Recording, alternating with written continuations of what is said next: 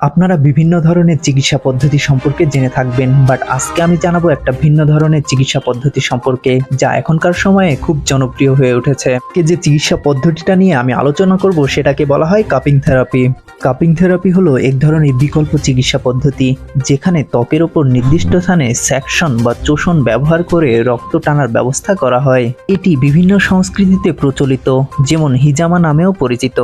Cup থেরাপির বেশ কিছু উপকারিতা রয়েছে, যেমন উন্নত রক্ত সঞ্চালন, প্রদাহ হ্রাস এবং মানসিক চাপ কমানো অন্যতম।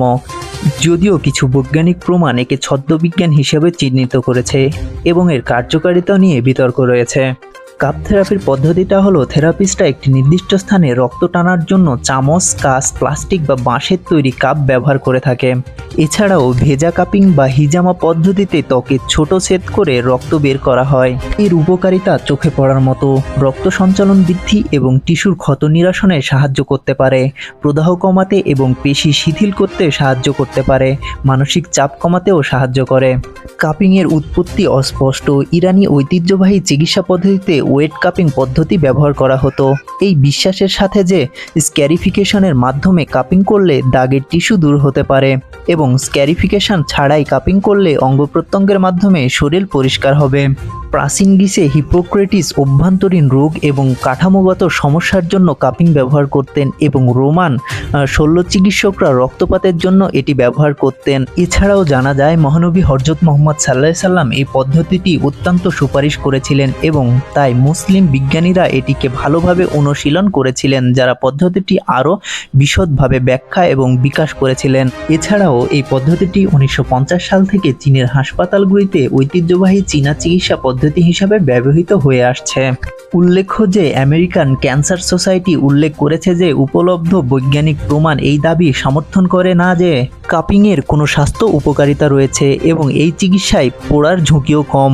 2011 সালে সাহিত্যের একটি পর্যালোচনায় দেখা গেছে যে বেশিরভাগ অবস্থার জন্য কাপিংয়ের কার্যকারিতা বর্তমানে ভালোভাবে নথিভুক্ত নয়। পর 2014 সালে এটি পর্যালোচনা দ্বারা এটিও আরও সমর্থন করা হয়েছিল, যেখানে দেখানো হয়েছিল যে কাপিংকে সমর্থন করার পরবর্তী প্রমাণগুলি অযৌক্তিক নকশা এবং নিম্নমানের গবেষণার ফলে তৈরি হয়েছে। প্রশিক্ষিত অনুশীলনকারীদের দ্বারা করা হলে কাপিং সাধারণত বেশিরভাগ মানুষের জন্য নিরাপদ বলে মনে করা হয়, তবে এটি সবার জন্য উপযুক্ত নাও হতে পারে।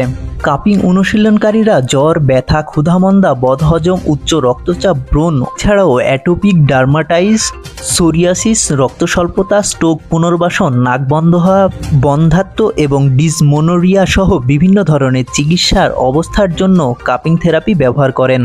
কম থেকে মাঝারি প্রমাণ রয়েছে যে কাপিং পেশিবহুল ব্যথা এবং মায়োফেসিয়াল ব্যথা সিন্ড্রোমের সাথে সম্পর্কিত ব্যথা কমাতে পারে। আধুনিক সময়ে কাপিং জনপ্রিয়তা পেয়েছে কারণ আমেরিকার ক্রীড়া সেলিব্রিটিরা ন্যাশনাল ফুটবল লিগ খেলোয়াড় ডিমার্কাস ওয়ার, ন্যাশনাল বাস্কেটবল অ্যাসোসিয়েশন তারকা শাকিল অনিল এবং টেনিস খেলোয়াড় বেন শেলটনের মতো খেলোয়াড়দের দ্বারা এর ব্যবহার করা হয়েছিল। সুখবিন্দু, আজকের ভিডিওটা ভালো লাগলে অবশ্যই